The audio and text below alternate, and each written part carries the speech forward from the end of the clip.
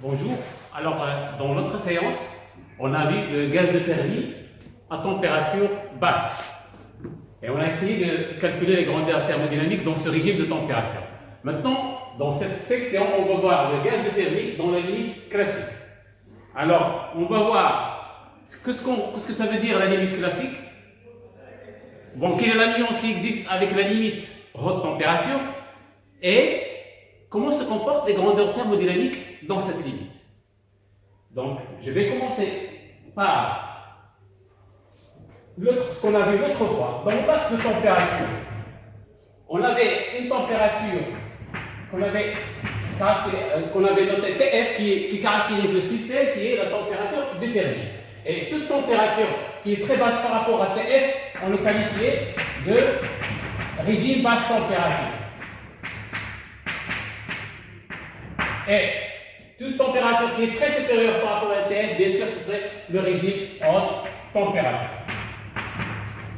Maintenant, si on essaye de regarder de près cette expression de TF, il serait donné par h carré sur 2m.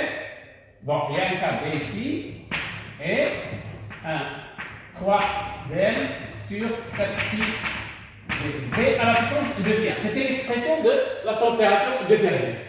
Maintenant, aux hautes températures, aux basses températures, par rapport à ce TF, en fait, il fait introduire une autre grandeur qui est très importante, c'est le N sur V.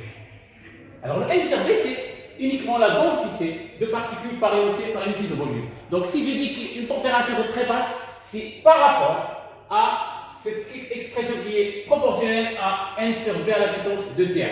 En fait, si je dis que j'ai basse température maintenant, basse température, ça arrive automatiquement avec haute densité. Parce que c'est basse par rapport à ce N sur V à la puissance 2 tiers. Donc haute densité. Ça, c'est ce qu'on appelle, ce qu'on a vu, c'est le régime du gaz de Fermi qu'on avait appelé dégénéré. Maintenant, si je vois l'opposé, dans notre cas, alors j'aurai haute température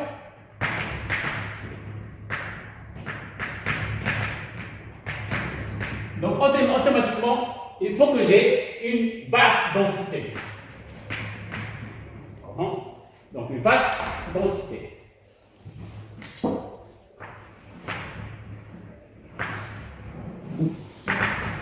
Et c'est ce qu'on appelle la limite classique. Alors, dans cette limite, on va essayer d'étudier ce gaz-là. Alors, limite classique. Donc on a une autre grandeur qui rentre en jeu, c'est la densité de particules par unité de volume.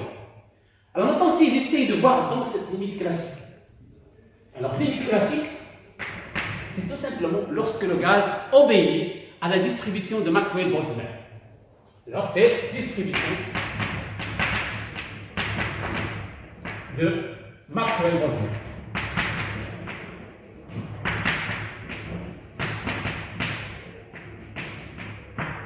Alors voyons d'abord, pour caractériser cette limite classique, on va essayer de voir ce qui se passe lorsqu'on a un système à une particule dans cette limite-là.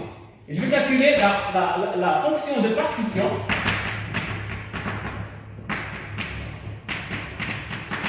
dans cette limite. Donc c'est une fonction de partition à une seule particule. Bon, si on la calcule, on va trouver tout simplement, donc c'est déjà vu. Donc c'est connu, ce sera donc HQ, et là un V, 2pi, L, KBT à la puissance 3 2. Donc là, c'est la distribution de Maxwell-Boltzmann. Alors, il suffit de voir que ceci pour le calcul, maintenant, on est passé de la formule, la somme sur les exponentielles moins bêta, epsilon, alpha dans cette distribution, ce qui nous donne cette expression-ci. Alors, la fonction de partition, il n'a pas de dimension parce que c'est une somme d'exponentielle. Donc, s'il n'a pas de dimension, alors cette grandeur-là, qui apparaît là, à part le V, il aura une dimension de 1 sur un volume. Autrement dit, le Z canonique peut s'écrire quand V sur un autre volume ou tout simplement une longueur au cube. Bon, maintenant, il n'a pas de dimension. Si lambda il a la dimension de mètre, alors lambda, c'est tout simplement le h, donc sur racine de pi n kb. Le lambda au cube, ça donne ceci. Et donc, que représente ce lambda qui a la dimension de longueur? Alors ce lambda, il s'appelle la longueur d'onde thermique de De Broglie. Alors longueur d'onde, c'est très important, cette expression-là pour le système. Longueur d'onde thermique. Pourquoi je dis thermique? Parce qu'il est lié uniquement aux excitations thermiques, ou thermiques de Broglie.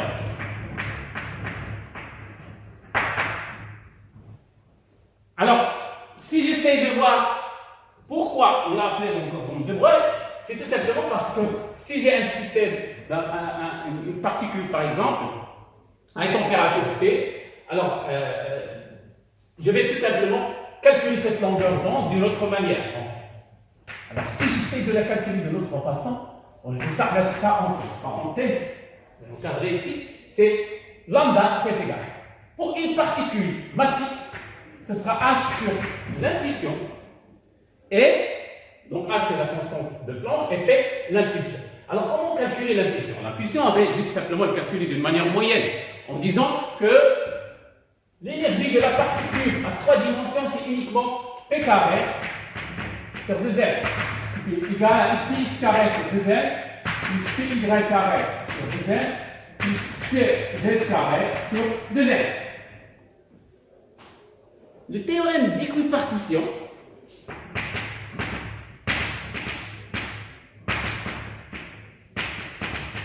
classique, ça me permet de dire que cette moyenne, la moyenne d'un terme quadratique quelconque de l'énergie, est tout simplement une contribution avec 1,5 kBT à l'énergie moyenne. Et donc, le P carré sur 2L, il aura une contribution de 3,5 kBT, ce qui implique que P carré, en moyenne, c'est 3 kBT. Et donc, en moyenne, je dirais que P moyenne, elle est tout simplement 3n kBT. Ça en moyenne. Et donc, le lambda sera de l'ordre de h sur cette racine de 3n kBT. Ce qui veut dire, on arrive à trouver une expression qui est de l'ordre de grandeur de cette expression-là. Bien sûr, à part un facteur multiplicatif. Donc, à un facteur multiplicatif près, je peux dire que ça, c'est la longueur d'onde de Broglie. Tout simplement, la formule la plus utilisée et la plus adoptée, c'est celle-là. Pourquoi? Parce que c'est celle qui va apparaître aussi dans le gaz quantique d'une manière automatique. C'est ce qu'on va voir dans ce qui va suivre. Et donc maintenant, on va essayer de faire apparaître cette longueur d'onde et d'exprimer la limite classique d'une autre façon. Donc, essayons maintenant de partir à, encore une fois, pour le départ, c'est le nombre d'occupations. Pour le fermion, c'est 1 sur exponentielle bêta, y alpha moins 8, plus 1. Alors, je vais essayer de calculer le nombre total. Mon moyen total, c'est la somme des alpha en alpha, comme on le faisait. Et je vais essayer de calculer, de refaire le calcul. C'est tout simplement G de V sur H cube, c'est la densité d'état. Il y a un epsilon 1,5, donc ça va être à l'intérieur, 1,5, et puis 1 sur exponentielle ceci. D epsilon. Mais ça, c'est la densité d'état. Donc ça, on a déjà fait. Mais maintenant, l'objectif, c'est quoi? L'objectif, c'est de dire que si j'ai une limite classique, alors limite classique,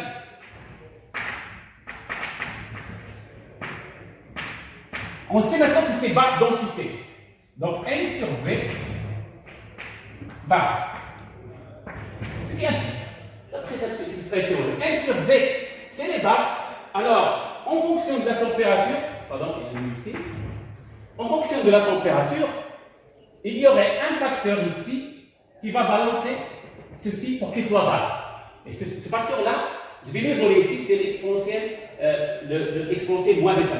Alors, je vais appeler Z. Exponentiel moins bêta, exponentiel bêta.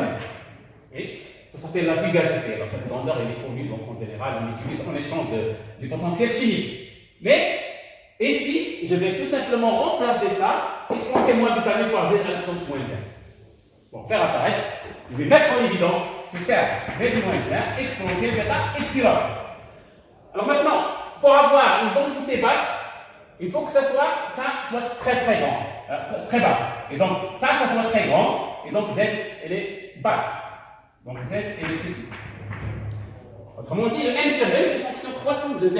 Si Z augmente, le n sur Z, la densité augmente. Si Z diminue, la densité diminue. Et donc, dans la limite où Z peut aller même jusqu'à 0, donc basse, c'est-à-dire la limite, dans la limite, pour avoir toujours la limite classique, densité basse, Z basse, et peut aller même Z tend vers 0. Dans cette limite, qu'est-ce qui se passe pour le potentiel chimique?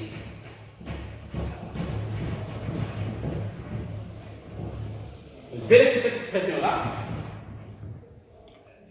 Alors, Z tend vers 0, ça veut dire que le potentiel chimique, elle tend vers moins l'infini. Ça, c'est très important. Voilà, j'ai trouvé une condition pour la limite classique qui est le potentiel chimique doit tendre vers moins l'infini. Très haut valeur absolue, mais elle est très négative. Alors maintenant, une fois que ça c'est compris, donc je vais le mettre ici à côté. Z tend vers 0, donc c'est très petit.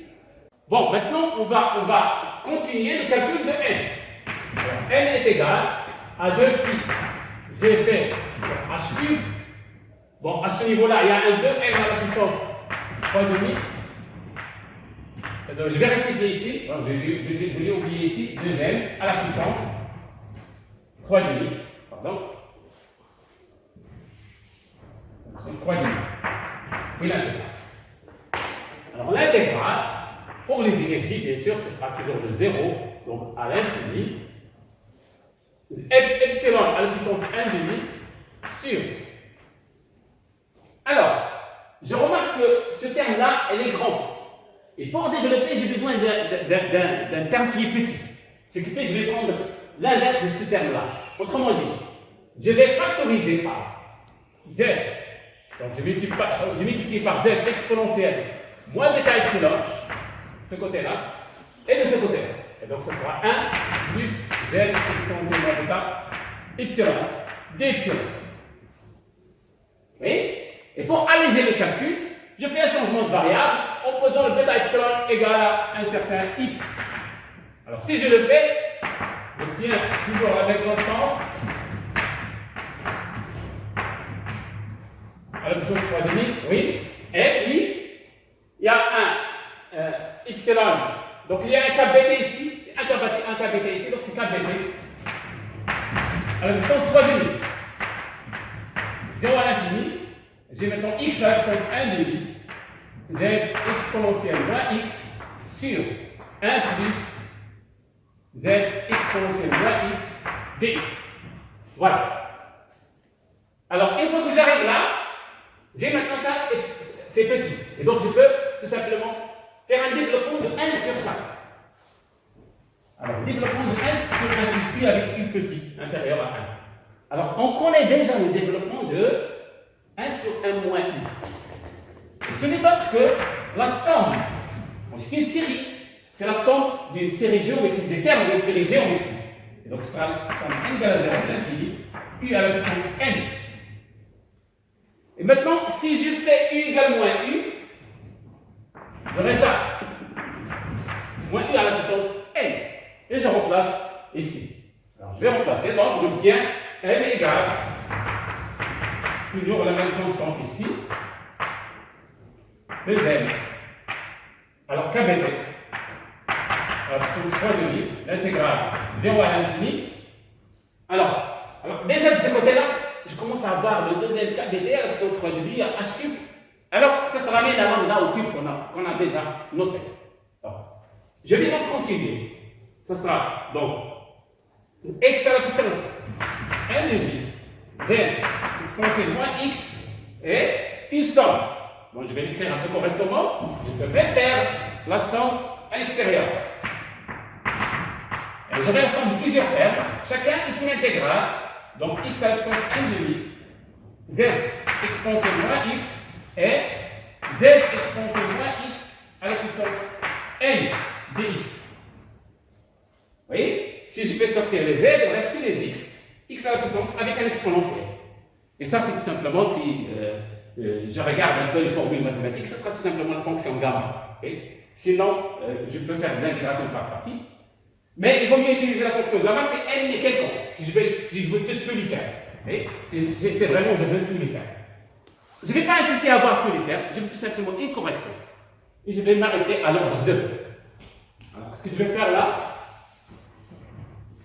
premièrement, je vais dire, est-ce que d'abord je vais essayer de dégager le lambda. Alors je rappelle le lambda, c'est tout simplement h sur racine de pi m kbt. Le h est de là, h cube. Et puis le 2pi m kbt reste un pi ici. Alors je vais balancer, mettre un pi là.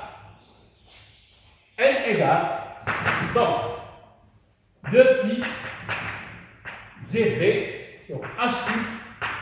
Alors h cube, vous divisez par 2pi m kbt à la puissance 3 demi. J'essaie de le mettre tel quel est pour avoir lambda cube. Alors, il reste un pi ici, donc je multiplie par un pi à la puissance 3 demi. Il y a déjà un pi ici, donc je dois diviser. Donc je dois diviser. Pardon, on connaît maintenant que c'est lambda. Alors je dois diviser par le 2, il reste là, on note là, il reste un racine de pi ici pour compléter le pi à la puissance 3 demi. Et j'aurai ce facteur là qui va rester là. Alors le facteur qui va rester là, je vous donne directement le résultat. Bon, après calcul fait, si on utilise la fonction gamma, sera tout simplement. Alors il se trouve que c'est exactement racine de pi sur 2 pour balancer ce racine de pi. Et facteur 2. Donc en termes de z, bon, ça va rester en termes de z, donc ça va rester tout simplement z moins z carré sur 2 à la puissance 3 demi. Voilà l'expression donc de ce n. Donc le n est égal, après ça, pardon, le pi est déjà à l'intérieur, c'est tout simplement gv sur lambda cube maintenant, pour remplacer pour simplifier. Et donc le lambda il apparaît naturellement dans l'expression de n. Voilà, et puis multiplié par z moins z carré sur 2 à la puissance 3 demi. Voilà l'expression de n. Donc, ce qui est, encore une fois, compatible avec le fait que la densité, c'est les petites plus z et les petits. Donc, c'est bien évident à partir de ça. Dans cette expression, qu'est-ce que ça veut dire? Dans cette expression, si j'essaie d'un petit peu d'interpréter, je vais voir que d'un côté, j'ai le n, et de l'autre côté, j'ai en fonction de z. Et z, c'est l'expansion de v par v. Donc, fait, il contient le. Donc, j'ai le nombre de particules en fonction du potentiel chimique. Et comme on l'avait fait la dernière fois à basse température, je vais faire l'inverse encore une fois. Est-ce que je peux déterminer le potentiel chimique en fonction de n? C'est exactement ce que je vais faire. Alors seulement pour le faire, avant de faire ça, j'aimerais un petit peu bien regarder cette expression. Et je vais la mettre sur la forme suivante. Alors la forme suivante, c'est passer tout ceci de ce côté-là. J'aurai n lambda cube sur gv est égal à z moins z carré sur 2 à la puissance 3 demi. Hein? Et ceci, je vais le noter égal à d. Et je vais expliquer ce que ça veut dire, ce d-là. Maintenant, je vais essayer de regarder ce d. Bon, ce qui est certain, c'est que le d, il contient la densité et contient la longueur d'onde. Et là, la température est là. Et donc, ça va être une grandeur qui va trancher entre la limite classique et la limite quantique. Comment ça?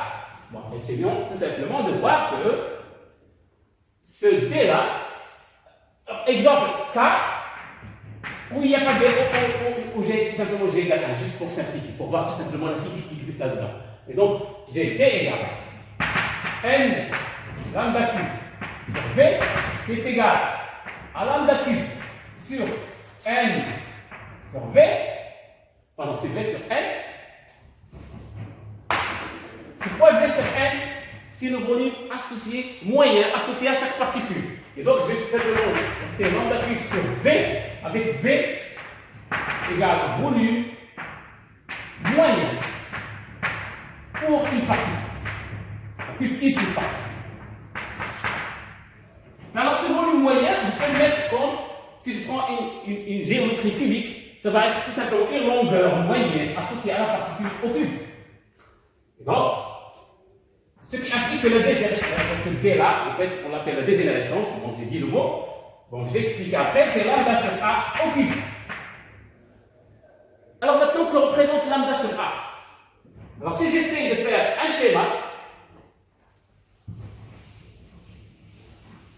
pour faire apparaître et le lambda et le A, ça va être tout simplement le volume qui contient les n particules, alors le volume global. Donc cette limite que je vais appeler, si je passe par la limite classique. Bon, je commence par la limite quantique d'abord. Parce que c'est plus apparent, la limite quantique. Alors, dans la limite quantique, j'ai une haute densité. Et donc D est très grand. D est très très grand. D n'a pas de limite. Donc quand c'est apparent là. Donc c'est tout simplement lambda sur A. Alors chaque particule, par exemple, on lui associe une longueur d'onde. Et donc si D est très grand, cette longueur d'onde est très grande devant cette distance qui est en moyenne la distance entre deux particules. Donc j'aurai comme une certaine longueur d'onde représentant une particule, puis une autre ici, puis une autre ici.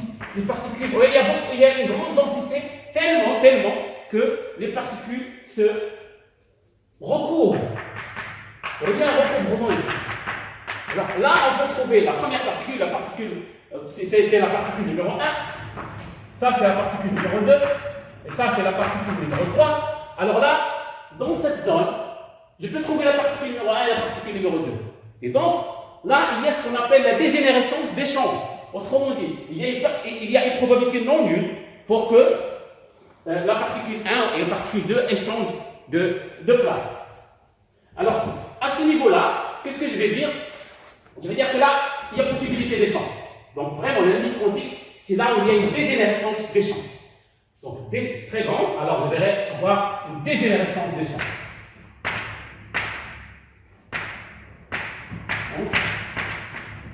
D'échange.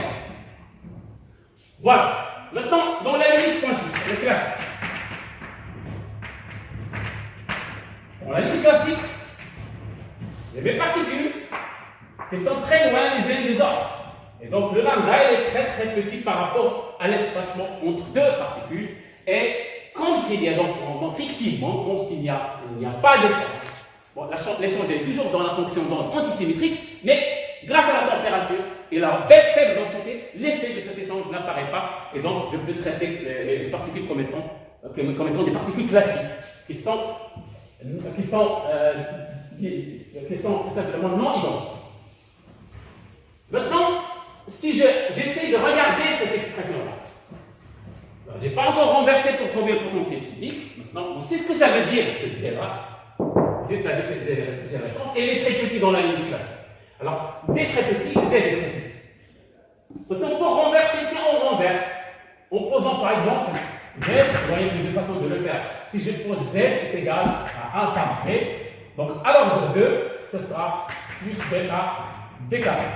Alors si je le fais, bon, en trouvant alpha et bêta, je vais trouver tout simplement Z égale à D, donc le potentiel chimique en fonction du nombre de particules, encore une fois, à D plus D carré sur Z à la puissance 2 à la puissance 3.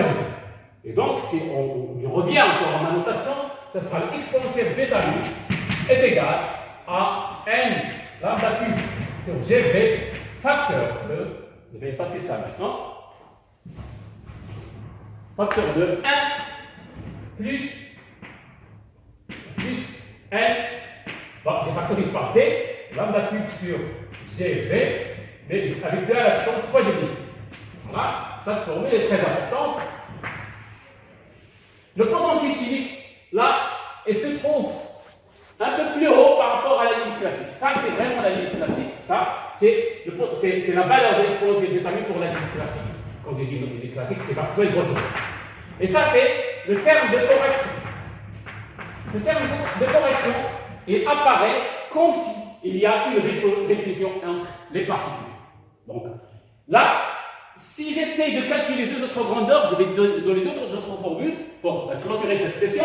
C'est que si je calcule l'énergie, oui, je vais trouver la même chose, la même procédure, je vais trouver que tout simplement est égal à 3,5 n kBT, qui n'est autre que la limite classique, dans la distribution de Maxwell-Boltzmann, du gaz parfait, 1 plus, encore une fois, n lambda cube, avec 2 à la puissance 5 ici, et j'aurai le GV là, et cette expression-là, c'est tout simplement, ça veut dire qu'on est à la limite classique et qu'il y a une correction positive qui montre qu'il y a une répulsion fictive entre les particules.